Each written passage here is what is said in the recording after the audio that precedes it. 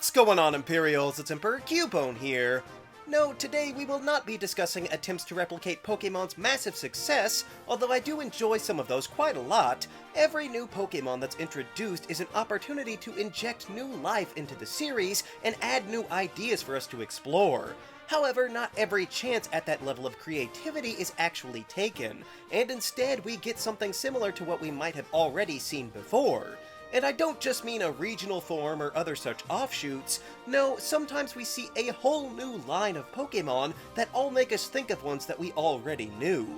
But these repetitions are not necessarily a bad thing. This very idea is a repeat after all, but there can in fact be Pokemon based on previous ones that are brilliant or even outshine the originals as better. And to be clear, for a Pokemon to be a ripoff, it has to be more than just a crab, because there are multiple crabs of different typings and evolutionary stages, so it needs to be a bit more closely related where you could squint and mistake them. So let's take a look at the best Pokemon ripoffs. Number 6. Araquanid.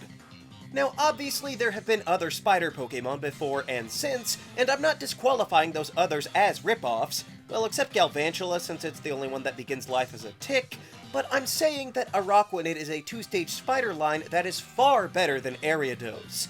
Not that Ariados is awful, but you can only take an early route bug type so far in the game before the cracks start to show. This is already a benefit to Dupiter because it's found an hour or two later into the game, not until the second island, and this prolonged capture means that in the end, the water bubble Pokemon gets higher stats, with slightly better speed, better defense, and way better special defense. And that's the thing about these spiders, none of them are really outright attackers. Ariados relies far more on the specialized tricks like Sticky Web or Toxic Thread, and while Araquanid does have those too, it's also got great stab level up moves that guarantee stat drops every time. Lunge and Liquidation are not exclusive attacks, but letting you drop the foe's attack and defense every turn really adds up. I mean, how else do you take a concept that's been done before and make it fresh? Well, putting it on water seems to work pretty well, and the fact that they carry around their own helmets of water so that they can still breathe on land is genius, and it's such a fun little detail that shows how they actually put a lot more thought and care into this thing beyond just, what if another spider Pokemon? Again, the other spider Pokemon aren't the worst, well, except for Spidops, but for taking the idea started in Gen 2 and doing them better in every way with infinitely more flair, I think Araquanid deserves to be recognized as a Pokemon ripoff that's better than the original. Number 5. Zoroark. You might not agree that this one should even be on the list, but it's rather unquestionable that when fans look at the Zoroark line, they can't help but be reminded of something that showed up not that long before it.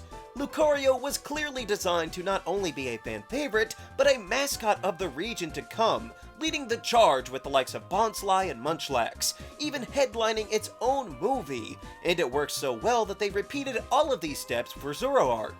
It also had its own movie prior to its in-game debut, and it even shared in the pre-evolution that Lucario had. Of course, Riolu has the distinction of being considered a baby Pokemon, and while Zorua is a standard base stage, why would it even exist in the first place if not to emulate Lucario? I mean, even the general body shape is evocative of this Aura Anubis being bipedal and canine adjacent, so it's undeniable that they copied their own work. I'm not saying that this is a bad thing. In fact, I am shocked that they were able to pull it off successfully so soon after the first time they did it. My hats are off to them, truly. You could say that a gap occurred when Lucario was gifted a Mega Evolution, which could have left Zoroark behind, but then we saw a Hisuian form of the Illusion Fox Pokemon, which puts them back on equal footing once again as far as gimmicks go. We haven't quite seen the same publicity push for another parallel style of Pokemon since then. Maybe they were scared that they couldn't pull it off for a third time in a row, but as for the first two outings, I'm just impressed that they made a ripoff that lived up to the last one so soon, but also makes its own mark in its own way. So congrats on not falling flat, Zoroark. Number 4. Toxipex. Maybe you think this one is a bit of a stretch, but not at all. Marini and Toxipex are based on the Crown of Thorns starfish. That may be a far wilder variant of the basic animal, but that still makes it a starfish, right? So then that means that it's at least partially related to the Staryu line.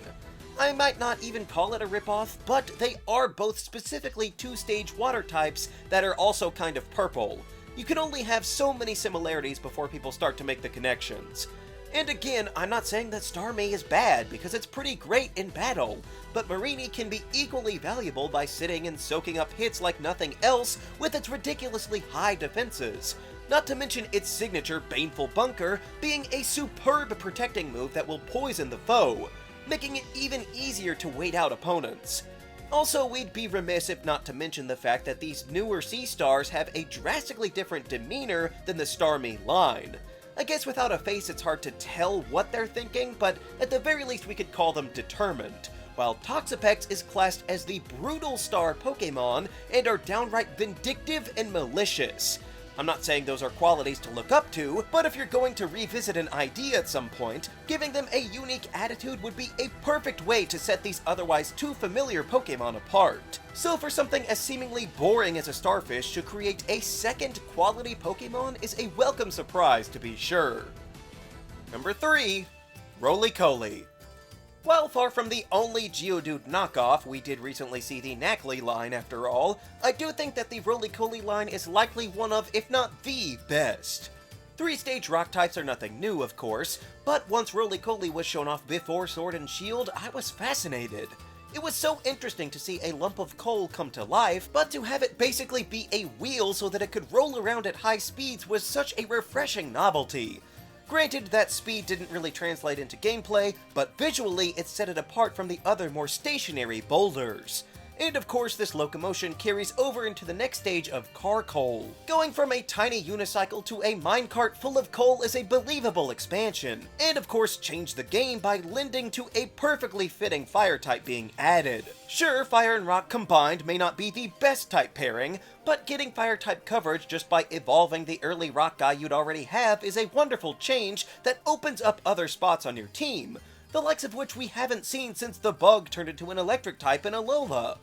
But then of course it wouldn't be a ripoff without the third stage, Colossal, who was a great member of my team in Galar, and the heat aspect gives it options that none of the other more one-note rock triplets can have. It's sort of just like Gen 6 how Talonflame was so revolutionary for the type adjustment. Having this simple pebble turn into a towering inferno makes these coal Pokemon magnificent ripoffs that I think easily rise above the other copies from across the years. Number 2. Noivern. We have had bats before, so maybe you would say that it's not fair to take anything besides the Crobat family, but for this instance I would say the Noibat line are far better takes on the Swoobat line. They are both two-stage flying type bat Pokemon after all, and even though Noibat was found late in Kalos, Alola let you pick one up almost right away, just like you could do with Woobat back in Unova. Now on top of being a far cooler design of a subwoofer Wyvern, Noivern has many other advantages over the poor Lovebats. Namely, the stats are far different, with the Kalos pair ending up with about 100 more points all around, just making every possible area better. But of course they also possess the Dragon typing.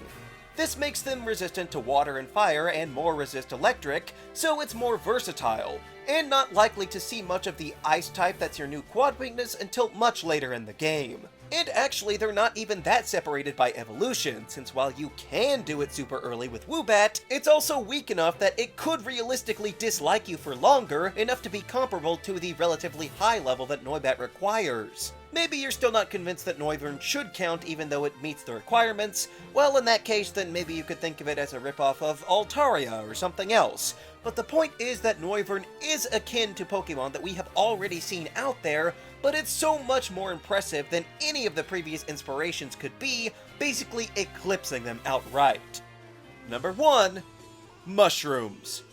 I know it's a little broad, but the idea of mushrooms has been done over and over again in Pokemon, and they mostly do a really good job. I mean, the first ones were an interesting idea with the out-of-control fungus, but they were a far cry from great Pokemon. That changed with the introduction of Shroomish and Breloom, and then again with Fungus and Amoonguss, both performing in vastly different combat roles with great success. But a curious pattern emerges with every odd-numbered generation creating a two-stage grass line of mushrooms, always with a different secondary typing, continuing all the way to Alola with Morlul, and then again in Paldea with Toedscool, and even with another edition of a Paradox form that has the Dark type. So it's safe to assume that we'll see another one in Gen 11. So what's your bet? Grass and Ghost type? Grass and Normal? Now, I am not here to sing the praises of Shiinotic. I know it can pull off certain niche tricks and be decent in battle, but it's far too much of a creep for me to endorse. However, the rest of the mushrooms are lifesavers. Breloom is a fast sweeper, Amoonguss is a crazy good stall factory, and Toedscool was something I never expected, but found myself using one in Paldea anyway. It was just the thing to fill the hole in my team that I didn't know I needed, bringing grass and ground type attacks on a much faster mushroom, and all those tentacles turned into legs are just hilarious. Sure, the original Parasect line are really great for shiny hunting with spore and false swipe strategies, but it's no question that the other mushrooms are so much better rounded. They each have their own strengths, but all of them outshine the originals. So, when an entire class of Pokémon are constantly improved iterations on the initial idea, they have got to be considered the greatest ripoffs in all of Pokémon, and they should be proud to bear that title. But there are of course plenty of other Pokémon that copy each other, so which do you think are the best Pokémon ripoffs? Let me know down in the comments. Also be sure to leave a like, share this video, and subscribe so that you too can become an Imperial today. And until next time, stay grounded!